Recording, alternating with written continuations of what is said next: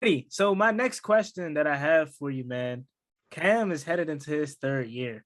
Like it's crazy to believe already about to be 3 years. How Yes. crazy is it for you that? And again, if I ever get the chance to speak with Cam, man, I'm gonna ask him this. He's a veteran, whether he wants to believe it or not. I know he's still pretty young, but he's a vet. You got Yeah. rookies, you got second year players that look up to him and how good he is. Even players that were drafted in the same class as him look up to him. He's now a leader on this defense, man, on this team in general. And again, how is that as a parent? Like you just went from, oh man, just got drafted, rookie, seventh round pick, all that emotion coming with that to now.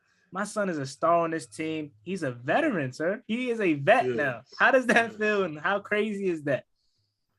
Man, it's wild. It is it's surreal, Mm-hmm. but it's kind of not shocking to me. Yeah. Yeah. Just watching him, grow up and do this again and again. He's not too much vocal, and you don't see a lot of him vocalizing a lot now. But he's way more vocal than he was before he when he first got to Arkansas because Wow.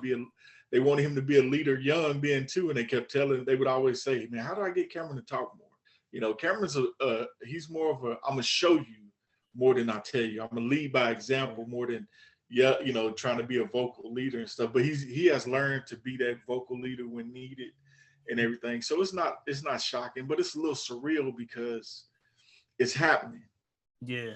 And the just like he wanted it to happen. He wanted to Mm-hmm. be in the NFL. He wanted to be good. And he wanted to be a leader. His plan was to have a good career, Mm-hmm. and a long career in the NFL. So it's a Yeah. little surreal, man. I mean, me and my wife still sit back and be like, wow, our son is in the NFL, but he's not just in the NFL. He's a guy that teams have to scheme Yeah. against. He's So we still sit up. And Yeah. matter of fact, we was just watching highlight films, right before we started the interview. So Yeah. it's That's great. crazy. Yeah, that's great. And I'm a fan. This is what I want to do as a career. Talk about the Washington Commanders. And I'm not being biased when I say this, but I always talk about comparing Cam and Jeremy Chin. Jeremy Chin was the first, second round, I believe, second round pick, if not first Yes. round that same year. And their stats are equal. Cam's is actually better. And I always talk about, like we talked about earlier, we got lucky, man, because Cam deserved, first of all, a higher rating on Madden. Come on, Madden, get my boy rating up. And second of all, again, not being a homer, but he's better than Jeremy Chin to me. And I'm not, and I swear, you can go back on the archives. You can look at my. I'm not saying that just because I'm talking to his dad. That's how I Yeah. truly feel, and that's what you see on the field. So it was kind of like, Jeremy Chin is no disrespect to Jeremy Chin, hell of a player, trust me. Yes. But it's like Yes. he's getting all of this fame, and obviously, Cam. You say Cam didn't want the fame, but I'm talking as far as amongst his peers and these analysts, Yes. these people that quote unquote know football. They're not Yes. now. They're starting to mention Cam, right? But Yes. earlier they weren't, and that's why I kind of look down upon the national media because they don't follow the Commanders. I'm going to use the Commanders as an example because that's what I do. That's what I want to Yeah. do. That's the team I am a fan of. That's the team that I'm a fan of. They don't follow this team as close as we do, as I do, as Yes. Pedro Smith does, as Ed Oliver, as a lot of these guys. We follow this team close, so we been knew Cam was that dude, man. And Yes. it's just crazy. And I imagine as a dad, like you said, it's surreal. But even as a fan, knowing this guy coming in as a seventh round rookie, making an immediate impact, and now he's finally starting to get that recognition that he so rightfully deserves. So now that brings me to my next thing. Let's talk about the team as a whole. One, how do you like the Commanders' new name? For me personally, as a fan, I don't care what the name is. I'm gonna be a fan as long as they in this area, in my hometown, in this area, and they have the same players. I don't care what the name is. But one, how do you feel about the new name and all the offseason moves that we did? Man, I like the name. I mean, they ain't gonna change it because I don't like it. So this is the name they came with. I got to learn to love it. Yeah. It ain't the first team to ever change a name. We was just talking about Houston earlier, from the Oilers to the Texans and stuff. Things happen. So we roll with it. Yeah. Learn to love it and still support. Some of the moves during the offseason, I liked. Now, the draft, I'm a type of person, I don't really get too much hyped off of draft prospects. Yeah. Because this is a different level. I want to get through OTAs, get through camps, and then see how they look. Because we've seen a lot of players that are studs in college and get to this level and fizzle out. Yeah. Because they don't know how to be professionals. So I want to see if they can be professionals first, and then I get hyped. On the talent aspect, we look good. We got some guys that got some potential to be some really good players, but let's see if they pan out to be professionals. I'm still, and I don't know if I'm by myself on this, but I'm still holding out for Landon Collins to come back. Yeah. And I say that just because that position he played last year, I loved it. He balled out at that position. It was important to the defense, and I think with us having a offense that can stretch the field, and I take nothing away from Taylor Heineke. I am a Heineke fan because of his heart, and he's a beast. Yeah, but he just didn't have all the weapons. Yeah, of stretching the field. But now that we can stretch the field and we can do all of that, I think the defense is going to be better, and I think that part of the defense, would definitely help having Landon in there. So I'm still holding off of that to see what they're going to do. But I'm excited. I'm excited about the season coming up because I think we're going. All right, man. If we don't win our division, I'd be disappointed.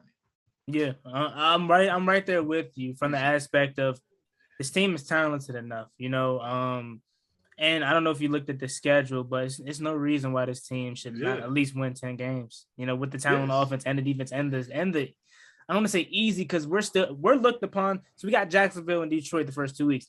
The way we look at Detroit and Jacksonville, it should be easy wins. That's how they look at us, right? So I shouldn't be like, I shouldn't say it's an easy game, easy schedule, but we know it really is. We should beat these teams, right? Yes. And as you bring up Landon Collins, I like the role he played, Buffalo nickel last year. Landon Collins, I'm hard on Landon, man, because I know he got it in him, and quite frankly, before we released him, he was the highest paid player on this team. And when you're making the big bucks, that's where I expect you to go out there and perform like the money you got paid. And to be quite honest with you, Landon wasn't doing that at first. But that's partially his fault, but it's also the coach's fault. Landon was never a single high safety. He's not fast. He's not that quick to play single high. He was more of the below down the line of scrimmage, the role that he played last year. Yeah. We've been saying this. I'm just a fan. I'm just a guy that's just a fan of the game. And I've been saying this since we got Landon. Even when he was with New York, you knew that he wasn't the fastest. So why have him playing single high safety coverage? Letting him be the last line defense doesn't make sense. Doesn't suit his his strengths. And obviously Landon as a player, ego and stuff like that. That comes with everybody. I'm not gonna tell him, I can't play single high safety because that makes me look weak. If I'm in Landon's shoes, I'm gonna continue to play single high safety because of course I'm gonna think I can do it, even though I know I really can't. And once we finally let him make that switch, or they finally decide to make that switch to have him play down by the ball, the dude was amazing last year, and for sure they didn't want to let go of Landon Collins. I'll let you know that they didn't want to let go of Landon Collins. They asked him to take a pay cut. Okay, cool. You ask me again. He didn't do anything wrong. If you ask me once, okay, I'll do it. You ask me again, I'm not doing it. Just release me. Yeah. But they had to because they had to do They had to get a quarterback. Carson Wentz ate up $28 million, about $33 million in cap, and Landon Collins releasing him was going to save us some money, and it still hasn't even hit the books. That doesn't happen until after June 1.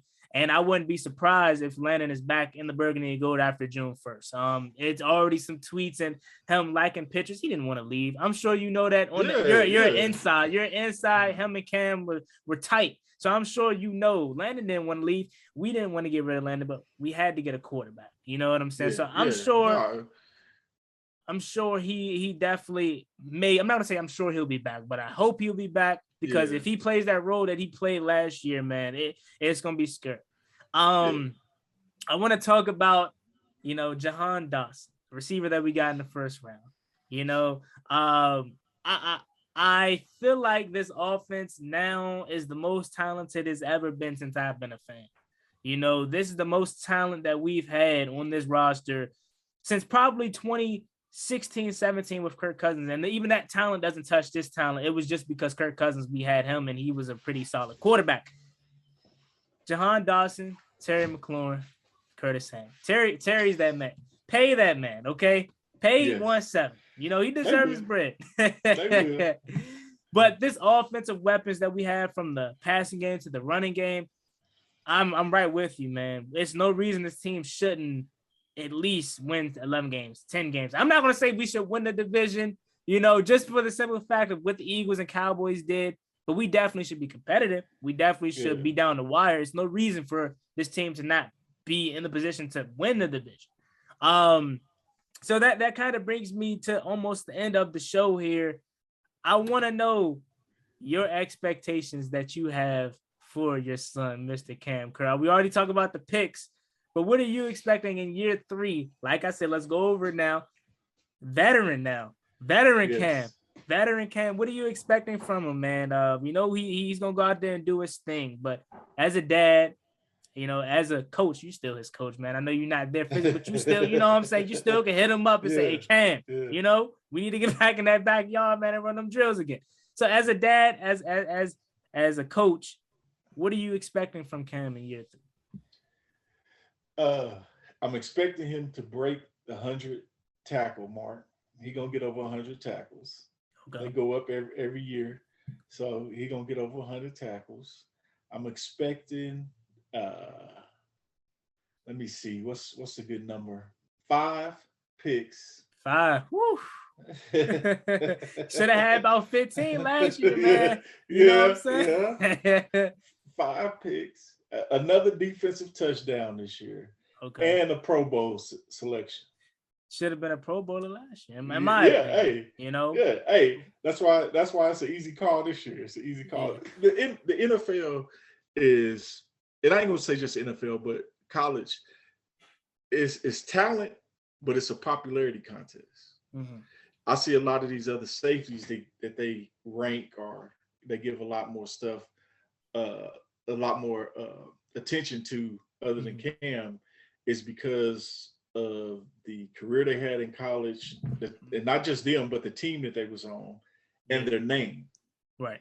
If you're the son of a former NFL player, you're gonna get a lot of love because the eyes is on you, and it's not just because you that son, but they're expecting something out of him. Like Antoine Whitfield Jr. He gonna get a lot of attention because of what his dad did. Yeah. So he gets more attention. They see him more. Jeremy Chin was on a decent team in college. Yeah. Cameron's team, when he came out, they won 2 games. The year he came out, Arkansas won 2 games. They won 2 games the year before, Mm-hmm. So he doesn't get the hype. But now, like you said, they starting to see him and stuff. Yeah. So I think with the attention he's gonna get this year and the noise he's making, definitely Pro Bowl selection. Yeah, definitely for sure. And that's from Coach Greg. That's not from Cam's dad. I just want people to know, just because that's my son. I'm just being real honest on it. Yeah. And that's hard sometimes because people think, oh, you just biased because that's your son, man. I still help kids. I still work with a lot of college coaches on recognizing talent. So I know talent. Yeah, definitely. And just how you said they may think you're biased because you're his dad. That's how it is every day being a fan of this team. Just as soon as you say something good about us, it's because that's your squad, that's your team. So yeah, man, I definitely don't think your expectations are far-fetched at all. 5, I just feel like, with 5, he should have had that last year. I just feel like that. So for the simple fact of a Pro Bowl selection this year, y'all gonna get that contract extension, man. I'm just gonna let you know that now.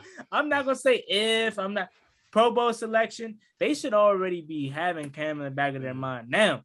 But that Pro Bowl selection, man, for the simple fact of that right there, y'all getting that contract extension. You're gonna get you a nice mansion, man. You know what I'm saying? It's coming, sir. You worked hard for it, man. You worked hard for it. Cam has to. Can I say one thing though? Go ahead for sure.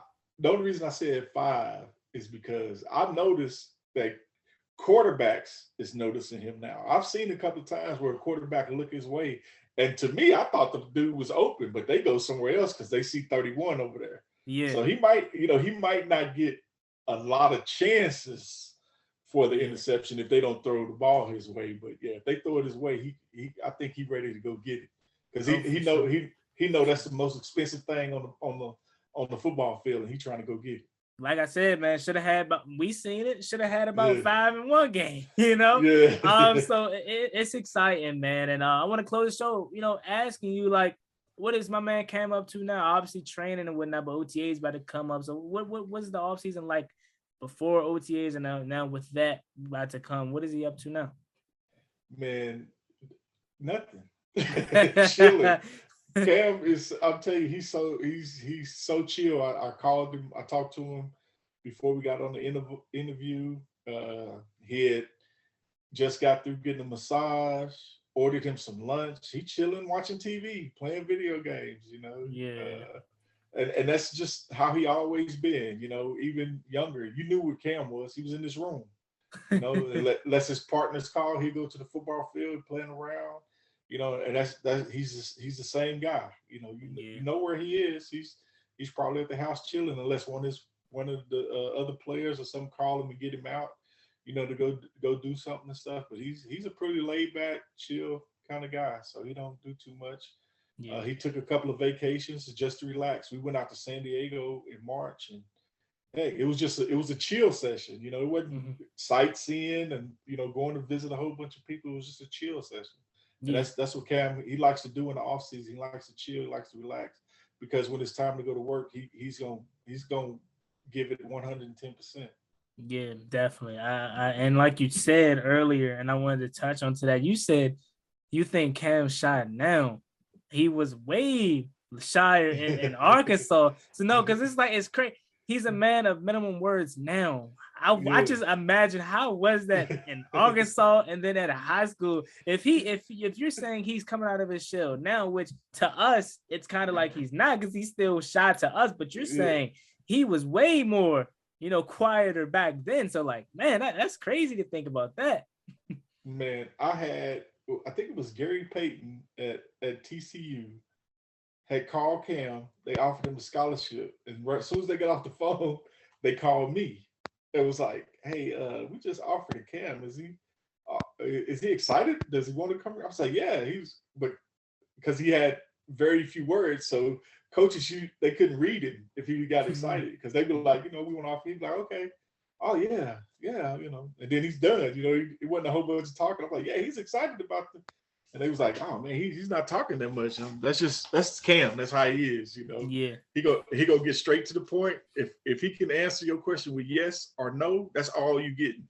Yeah. Yeah. And that's what you see, like you just said, he just show up and do his business and go home, man. That's everybody's dream right there. Show up, do your business and go home, man. You don't need, But my man, Mr. G Curl, Coach Greg Curl, want to thank you, sir, for taking your time out your day to come on this show here. Like I said, big fan of your son. My second favorite player, only behind Terry. So hey, Cam, you out there, man, don't feel you number 2, but you know what I'm saying, if Terry didn't exist, you'll be number 1, man. I trust me. Y'all on the same level. That's cool. I'm definitely just gonna let them know that now. I'm definitely covering that 3-1. I'm just waiting for the white. I want the white one. I know a lot of people don't like the white jersey. Me, I like the white jersey. Yeah. But I'm definitely covering that 3-1 this year. I just got off the phone with my guy that has the jerseys. I'm definitely getting that 3-1 for sure. And like I said, I appreciate you for coming on, man. Just a fan, a guy that wants to do this, wants to be a reporter in the NFL, is living my dream. And you don't know how honored I am to have a person like you on the show, a father of one of my favorite players on my favorite team. It's amazing. So again, sir, I thank you so much for taking your time out your day to come on this show and talk about some ball. Well, do me a favor, man. Since this is your dream, don't ever let nothing stop you from chasing your dream, man. I'm telling you, and I am not gonna lie to you and say it's easy and it's just gonna be handed to you. You know, if it's your dream, you got to fight for it. And if people ain't telling you crazy for your dream, you ain't dreaming big enough. You know what I'm saying? That's what I tell people. And go get it, man. Go get it. Yeah. All righty. So thank you so much for your time again. It's me and boy Juan Gotti. Make sure you guys like this video, subscribe if you're new, and turn on post notifications so you get notified when I upload a video about the NFL, or in this case, our Washington Commanders, man. Me and Mr. Coach Greg Curl, we're checking out. Peace. All right. Peace.